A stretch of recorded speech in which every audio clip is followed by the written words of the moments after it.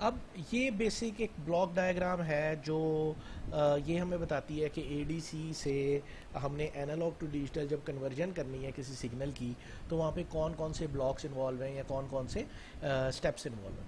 तो ये एक ब्लॉक डायग्राम गिवन है, मैं इसको बारी बारी एक्सप्लेन करता हूँ। हम फर्स्ट स्टेज पे ये है कि हमें एक एनालॉग सिग्नल में analogue signal will be a continuous time and continuous amplitude signal. इसमें इनफाइनाइट वैल्यूज़ होंगी along time axis and infinite values होंगी along amplitude axis.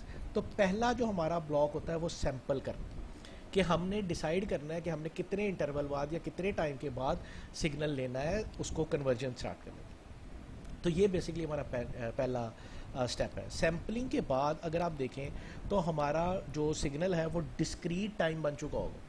That means कि अब जो टाइम के अलॉन्ग वैल्यूज़ है वो इनफाइनाइट नहीं रही होंगी, वो कोई फाइनाइट नंबर ऑफ वैल्यूज़ आ चुकी होगी।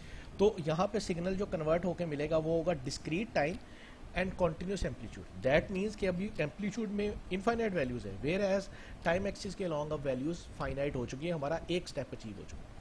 फिर ये दरमियान में होल्ड का सिग्नल होता है। ये होल्ड का जो ब्लॉक है या होल्ड का जो वर्किंग है वो ये होती है कि आपके सिग्नल को कुछ देर के लिए होल्ड रखना जब तक नया सैंपल नहीं आता।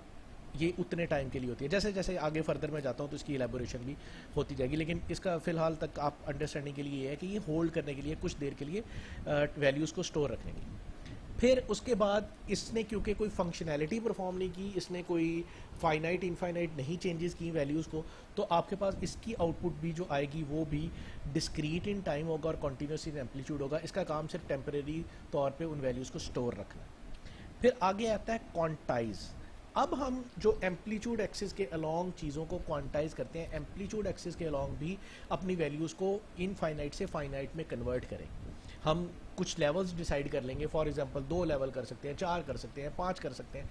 फॉर एग्जांपल हमने 2 लेवल डिसाइड कर लिए, तो जो आपका एनालॉग सिग्नल आएगा वो जिस लेवल के नियरेस्ट होगा हम उस पर उसको ड्रॉप डाउन करवा देंगे या हायर अप ले जाएंगे। फॉर एग्जांपल वो अपर वाले लेवल के करीब है तो हम उसके करीब ले जाएंगे, और जो लोअर के करीब होगा उसको लोअर के पास ले जाएंगे।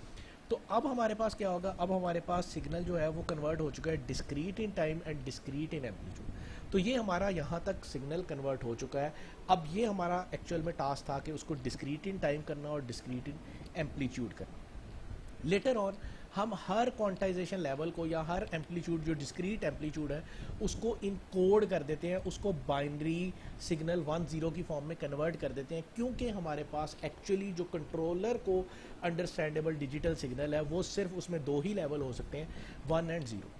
क्योंकि वो डिजिटल सिग्नल कंट्रोलर को अंडरस्टैंडेबल बनाना है तो उसमें सिर्फ 2 ही लेवल होंगे। यहाँ तक हमारा डिस्क्रीट इन टाइम और डिस्क्रीट इन एम्पलीट्यूड हो जाता है। फिर हम एम्पलीट्यूड लेवल जो हमारे पास आते हैं उनको हम बाइनरी फॉर्म में कन्वर्ट कर देते हैं। हम हर एक डिस्क्रीट एम्पलीट्यूड लेवल को एक इनकोडर के थ्रू एक बाइनरी नंबर एलोकेट कर देते हैं, तो वो नंबर रिप्रेजेंट करेगा डिजिटल सिग्नल को। बेसिकली अब हमारा प्योर डिजिटल सिग्नल में कन्वर्टर हो चुकी है। जो डिस्क्रीट इन टाइम होगा, डिस्क्रीट इन एम्पलीट्यूड होगा और वो बाइनरी फॉर्म में होगा, सिर्फ 0 और 1 की वैल्यूज़ मिल रही है।